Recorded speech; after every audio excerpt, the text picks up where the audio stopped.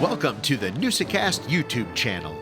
These Red Smith Banquet throwbacks are exclusive interviews of sports legends, powerful media personalities, and influential coaches. You won't find these anywhere else. Subscribe below and enjoy. Well, Tosh, you and I decided to never forget together on this one, I think appropriately, and it's going to be a little setup into Tommy Lasorda, who we have coming up. Came to the banquet in 1985, but you and I mean, it's been a big part of our life. We've had a lot of great experiences in the world of baseball and baseball managers, and Tommy Lasorda, man, how can you forget? You just cannot forget the personalities of a major league manager. Yeah, Tommy Lasorda is that classic baseball manager. We really, I can't say we don't have that manager anymore, but we don't have those personalities. Maybe they're just not as highlighted as much as they were back then. He was a classic baseball manager. They broke the mold when Tommy came in. You know, Yeah. he was a Dodger through and through. He bled blue. He's up in that, that He's with great a big Dodger Dodger in sky. the sky, Tosh. Yeah. The big Dodger in the sky. So yeah, he go on YouTube, check out Tommy Lasorda arguments, check out Yeah. Tommy Lasorda quotes. They might not be quite as out there as Yogi Berra, but they're pretty out there. He did a nice job. I always get hungry for Italian food. Quick story of Tommy Lasorda. You and I were talking before we recorded, and Tommy and my dad kind of developed a little bit of a relationship. We would go down and visit Tommy when he came to Wrigley Field, and I always remember an hour before the game, we went up into the Dodger clubhouse in Wrigley Field, and in the manager's room, there's a huge spread of linguine and mostaccioli and just like containers full of Italian food. An hour before the game, there's Tommy and Joey Amalfitano as third base coach. They're crushing Italian food and then going out to be a big league manager, I guess. Isn't there a quote that goes something like, "Yeah, I eat when we win to celebrate.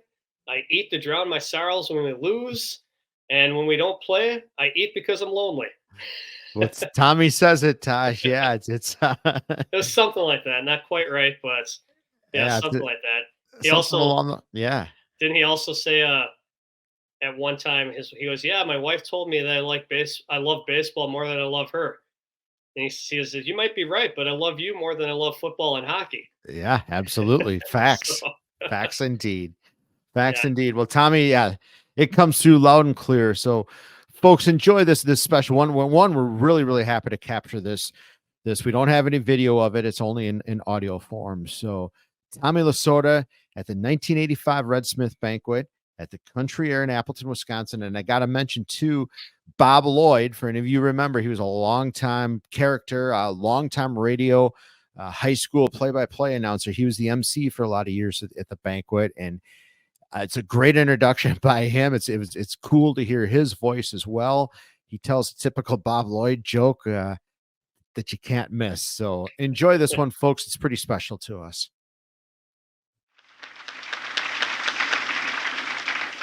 Now it's my privilege to introduce our speaker, three-time National League Manager of the Year. He completed 35 years in the Los Angeles Dodger organization this season, recognized as a winner throughout the baseball world. In his 8 years since he succeeded Walter Alston as the Dodger skipper, Tommy Lasorda has guided the club to 3 pennants, a division title, 1 World Series championship. In addition, he's been in uniform for 6 of the 8 Major League All-Star games during his tenure in Los Angeles. Tony Kubek said to me, "This guy's funny." I told my wife, she said, "Bob, put on your Depends before you come out there tonight." Okay, here he is, our great friend, Tommy Lasorda.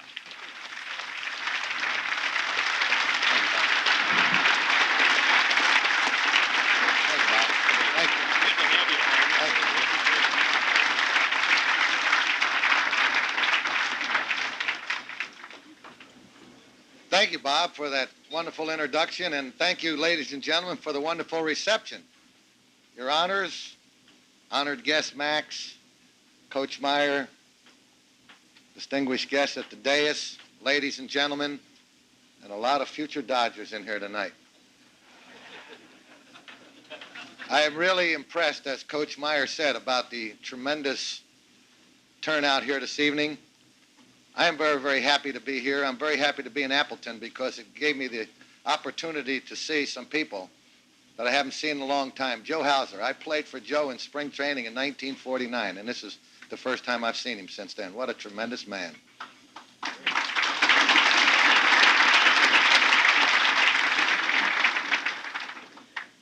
My mind was reflecting back when Frank Howard was a rookie, and I used to throw batting practice to him when he was getting ready to report to the Green Bay Club. What a tremendous athlete and a tremendous man he has been, and it's great to see Frank, believe me. I got to see John Van Kuyk, a man that I had played with a number of years ago, Tony Kubek, who was my teammate a number of years ago, and then to see the great running back of the Green Bay Packers, that outstanding Italian, Tony Cannadale. What a tremendous guy. You know, everywhere I go, I always meet Italians named Tony. It's really amazing. And I often wondered why there were so many Italians named Tony. And then I found out that when they shipped them from the old country, they tattooed and stamped on their forehead to New York.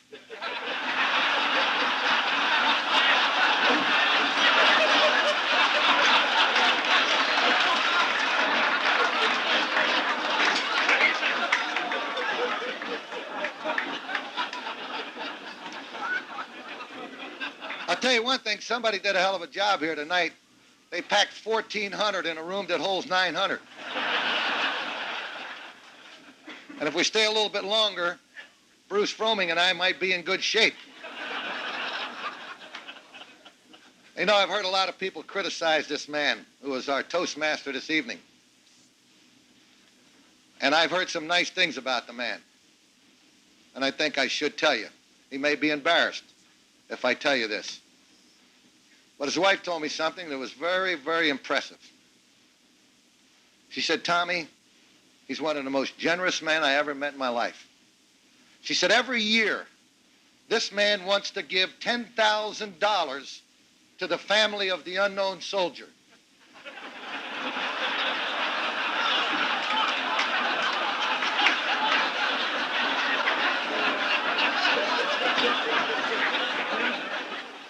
And he still has the checks to prove it.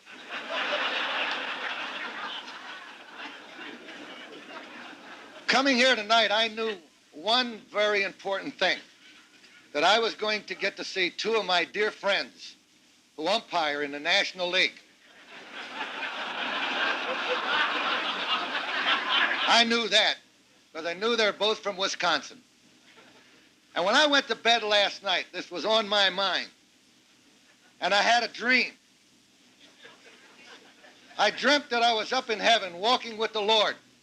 And I saw Dutch Rennert with the ugliest woman I have ever seen in my life. I mean, no, seriously. This woman was really and truly ugly. And I said to the Lord, I said, why? This man is in heaven. Why should he be with this ugly woman? And the Lord said, Tommy, you really didn't know Dutch that well. He wasn't that good on earth, and this is his purgatorial penance. I said, I could understand that, Lord. And we walked a little further, and I saw Bruce Froemming with Bo Derek. And I said, Lord, Lord, Bruce must have been real good. And he said, no, Tommy, Bo was real bad.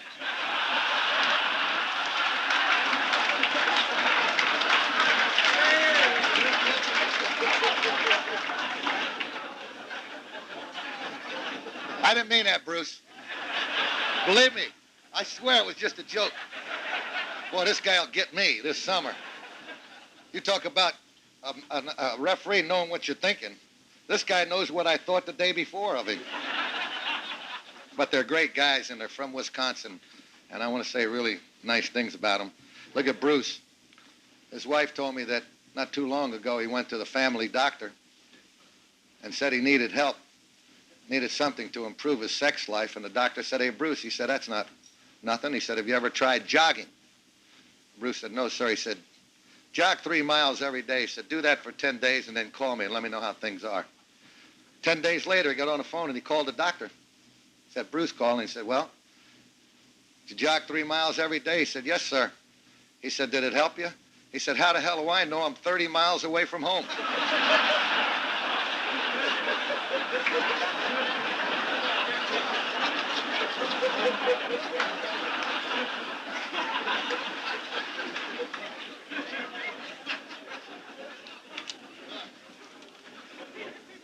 When I left home to come here, my wife said to me, she said, you're not going out and make another speech, are you? I said, yes, I have to go to Appleton. I've never been there. And she was kind of upset about me leaving again. She said, you know, Tommy, I finally realized after being married to you for 34 years that you love the Dodgers in baseball more than you do me.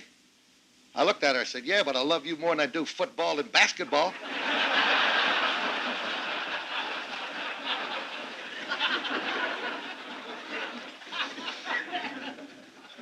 As Ron said over there, the White Sox had a bad year, and I can't exclude our ball club. We did not have a good year, and it was a very, very tough year for me. We had lost 6 in a row, and I'd gone to the ballpark. I was very, very dejected, very depressed, and I don't know, it's just, this had me all upset. And I had a meeting with my coaches, and I told them how depressed I was, and I told them I was seriously that entire day thinking about killing myself. It was really tough. And Joey Amalfitano, our third base coach, said, hey, Tom, he said, don't do it. It's not worth it. He said, have you ever heard of an organization called Suicide Anonymous? I said, no, Joe, I never heard of that. He said, well, here's a number. Call them, and they'll help you. So I called them. And the guy that answered the phone said, after listening to your story, I think you're doing the right thing.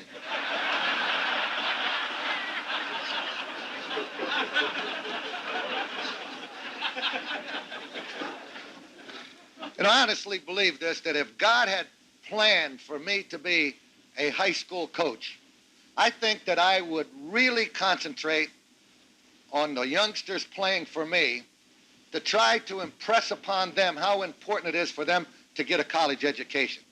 We all need that today, as we know. And if a high school coach, he must put those things before winning.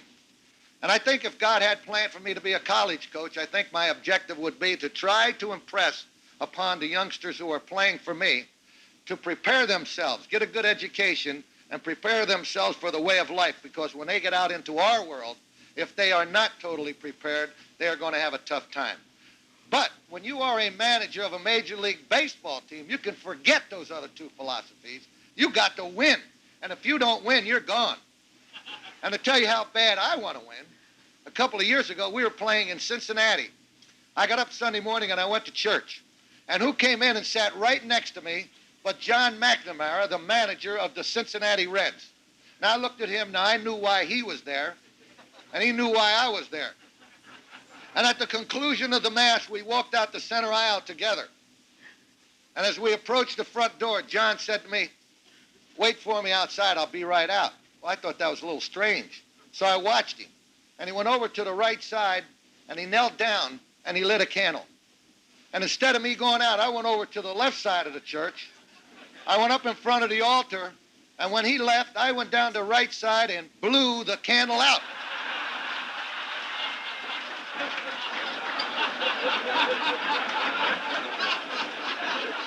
I knew one thing. He was not lighting that candle for a dead relative. And all throughout the game, I kept hollering, hey, John, it ain't going to work. I blew it out.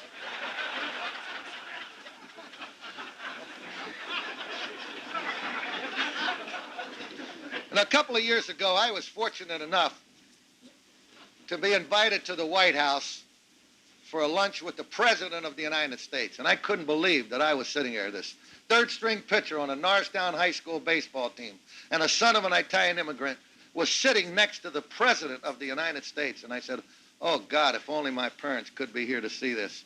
And at the conclusion of the luncheon, Larry Speaks, the press secretary for the President, came to me, and he's a friend of mine. He said, Tommy, would you do me a favor and open the briefing with the White House press? And I thought, what an honor this was, and I did. And the first question that was asked of me was by Sam Donaldson. And he said, I understand you had lunch with the President today. I said, that's right. He said, I also understand you sat right next to the President. I said, that's right. He said, what did you and the President talk about at lunch? I said, we spoke about economics. He said, wait a minute, you a manager of a major league club and the president spoke about economics? I said, that's right. In fact, I told the president the story about the man who had gone to New York to the Chase Manhattan Bank, and he was causing a great deal of disturbance. He wanted to see Rockefeller, the president. And not to have this nuisance, they ushered him up to the 28th floor to Rockefeller's private office. And he said, what can I do for you? He said, I want to borrow $1,500. Of course, he laughed, and he said, take him down to the small loans department. They took him down there, and they said, what can we do? He said, I want to borrow $1,500. He said, what do you have for collateral? He said, here's the keys to my new Mercedes-Benz sitting in front of the bank. Here's the owner's card. If I don't bring the $1,500 back in a week, you keep the car. Naturally, at a successful bank, they gave him the $1,500. A week later, he came back and gave him the $1,500 and said, wait a minute, sir. We have run a thorough investigation on you, and we discovered that you're one of the wealthiest men in the United States. Why would you want to borrow $1,500? He said, what was the interest for the week? He said, $1,750. He gave it to them. He said, look, we're confused. Why would a man of your position and wealth want to borrow $1,500?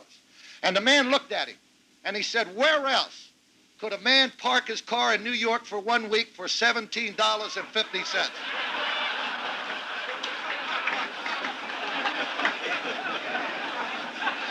That is economics.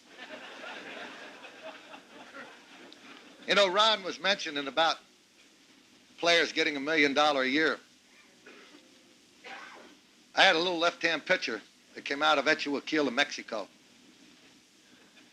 And the guy said to me, he said, Tommy, if you were general manager of a club, would you want to give a pitcher $1 million a year? I said, sure. But I'd first take him down to the 3-minute car wash. I'd give him a ball and tell him to throw it through there. If it came out dry, he can have the $1 million. So I told Fernando, I said, Fernando, you've been in this country 1 year now. You've got to learn to speak English. I never heard the guy speak English, 1 whole season. He learned. The first word he learned was million. There's a guy that came from Etchuaquila, Mexico. It only happened in a great nation like this. 4 or 5 years ago, his alarm clock was a rooster. And about 6 months ago, he wrote out a check, and it was returned. And on the back of it, it said, sorry, insufficient funds, not yours, but ours. The bank couldn't cash it. Steve Sachs signs a 5-year contract for $3 million. When he got finished signing, I said, see that, Steve? If you could have thrown, you'd have got $5 million. Here's a guy that 27 times caught a ground ball and missed the first baseman completely. I called him in one day. I said, Saxy, I got this whole thing figured out. He said, you do? What is my problem? I said, there is a conspiracy to kill me, and they hired you.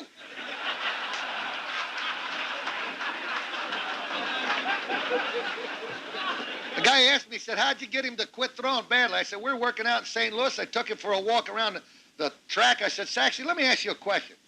How many guys are walking the streets of this great nation that can hit 280 in the major leagues? Not many, right? He said, right. I said, you're hitting 283. How many guys are walking the streets of this country that can steal 50 bases in the major leagues? Not many, right? Right. You got 37 stolen bases. You're sure to steal 50.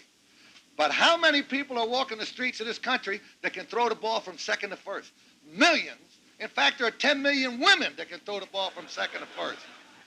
And this guy's having trouble. And then I knew when I was in real serious trouble when Guerrero was struggling at third base. And I called him in the office one day and I said, Pete, what's going on? What's happening to you? What are you thinking about, Pete? What's going through your mind before the pitcher throws the ball? And naturally, we teach them to anticipate that every ball is going to be hit to them. And when it is hit to them, they react. And if it isn't hit to them, they have nothing to do with it. And I thought that's what he was going to tell me. I said, what's going through your mind, Pete? And he said, I tell you what goes through my mind.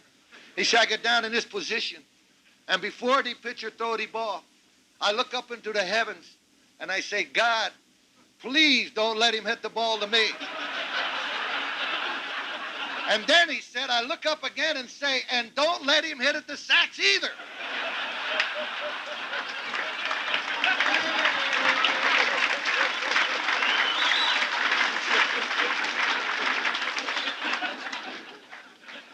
But next year will be a little bit different. Pete will be willing to play third base. Imagine I had to go to the Dominican Republic 3 weeks ago and try to talk him into playing third base. He makes $1,400,000 a year. I said, what they're paying you, you should sweep the stadiums up after the game. And I got to beg him to play third base. But he will play. And we will return. You could rest assured of that. To paraphrase the words of a great general, great leader who once said, we will return and the Dodgers will return. You can bet on that. If you have any sporting blood within you, take all your family jewels to Vegas and bet it on the Dodger blue. But I'll tell you something. That Blue Smith must have been some kind of guy.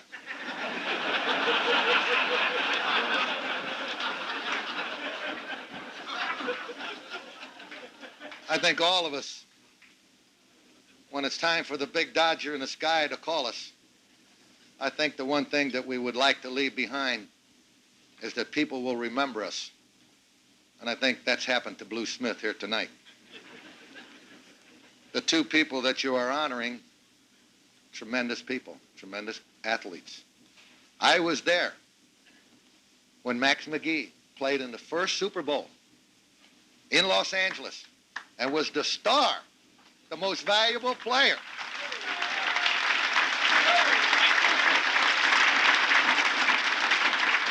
I didn't see too much of the game because I was sitting up so high that when that guy with the blimp went by, I gave him a high five.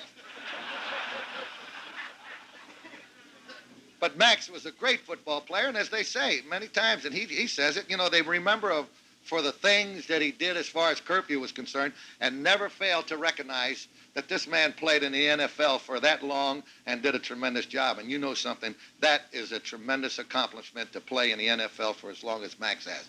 And to think he did it without being in real good shape. That's even tougher. That's tough to do. Hey, that's tough to do. Tony will tell you anybody can play that long in great condition. But to accomplish it like Max did, he should be in the Hall of Fame. But we all recognize his contributions to football and what he's done for the Packers. And tonight, this is the only way to tell him how we all appreciate him and this wonderful, the magnitude of people that come out and pay respect to you, Max. You deserve every bit of it. Really proud of you.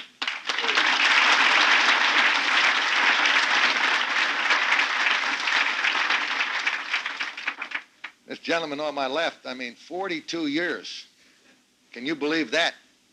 When I replaced Walter Alston as the manager of the Dodgers, a writer interviewed me. He said, Tommy, you're replacing a man that's been there for 23 years. He said, do you hope to match that record? I said, hey, buddy, all I want to do is live 23 more years. This guy coached for 42 years. Could you imagine what a wonderful wife he must have? My wife couldn't take it that long. It's been tough on me. I have a problem. When we win, I'm so happy that I eat a lot. And when we lose, I'm so damn mad that I eat a lot. I think the coach used to be like that until he lost all that weight. But I'm very, very proud and honored that, and since the first day I've met him, I've really gone all over the country and told people how proud I was to meet one of the greatest college basketball coaches that ever lived, Ray Meyer. We love him. Yeah.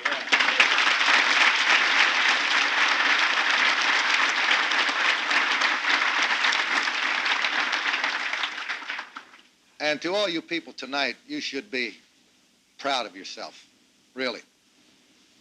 Because when you come here for an occasion of this nature, you pay hard-earned money to come, but more important of all, it's for a tremendous cause. You're helping youngsters. And to know that these youngsters are getting an opportunity to perform on the athletic fields and not running around the streets and doing the things that we don't want them to do. You're making it possible for them to enjoy that. You are giving them an opportunity to play sports. And sports, to all of us, is the common denominator for so many things. It affords them the opportunity of getting an education. It teaches them how to get along with their fellow teammates. It teaches them how to follow orders.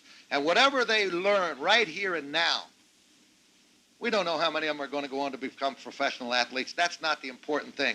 The important thing that these youngsters here are learning what it's like to be good, decent human beings. And that will carry them for the rest of their lives. And you have made it possible by being here tonight. And when you go to bed tonight and you lay your head down on your pillow and you thank God for all the good things he's given you, you can be especially happy because tonight you did something special for some youngsters. And there are many youngsters here tonight, and I would feel remiss if I didn't take the opportunity for just a moment. I came a long way to tell them that it's very, very important to get their college education. And education is something that is very, very important today. And if they have aspirations and dreams and hopes of playing in the major leagues or playing in the football or whatever the sport may be, do not put all your eggs in one basket, because if you're fortunate enough to get signed and play professional sports, and God forbid you're to get hurt, and you can no longer perform on the athletic fields, what do you have to fall back on? Absolutely nothing, and you will struggle for the rest of your life. But your education is something that no one can take away from you. And if you bear down now, and you realize how important that is now, when you get out into our world, you will not look into that mirror. And there are two people you can never fool when you look in there, and that's yourself and God. You'll never look in there and say to yourself, how far could I have gone if I had really given it everything I had? And if you didn't, you will never know. And if you did, you'll be happy, you'll be successful, and you'll be a wonderful person. So that is the thing that I feel that is very, very important about this entire evening. Outside of these two outstanding people being honored are the youngsters here tonight. And if you parents, if you love them and you feel that you want them to grow up to be outstanding people, give them the love that they need. Put the arm around them when things are going bad. Talk to them. Let them know that you're in their corner no matter what. And if you give love, you'll get a lot more love in return. And if you have any aspirations of these youngsters playing professional baseball, please let them sign with the Dodgers. I'm serious. Because, I'll tell you why. Because the word Dodgers is synonymous with baseball. If someone were to come to you and says, hey, I'm with the Padres, you'd say, when'd you become a priest?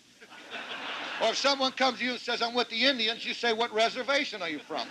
Or if someone comes to you and says, hey, I'm a twin, you say, where's your brother?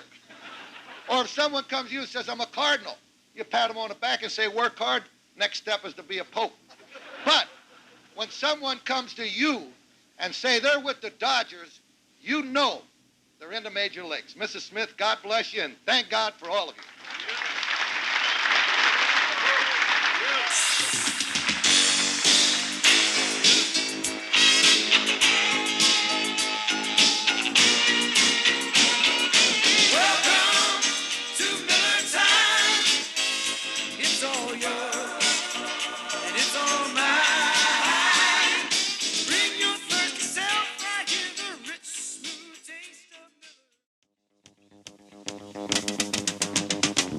This pre-recorded program of the 20th Annual Red Smith Sports Award Dinner has been brought to you by LBJ Distributors. Welcome to Miller Time.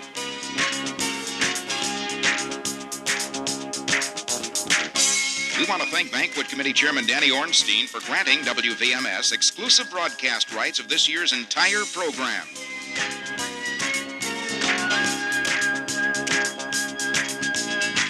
WVMS, News Talk Radio for Appleton. WVMS means sports with Bob Lloyd and local news with Bill Day. WVMS is CNN radio for the Fox River Valley and your station for Chicago Cubs baseball.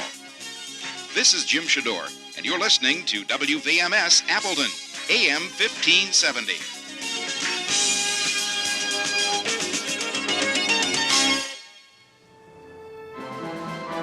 Please subscribe to this channel, give this video a thumbs up, and hit that notification bell so you get notified when we post another great episode or interview. Download the podcast on Apple Podcast, Spotify, or wherever you get your podcasts. Thank you for your support.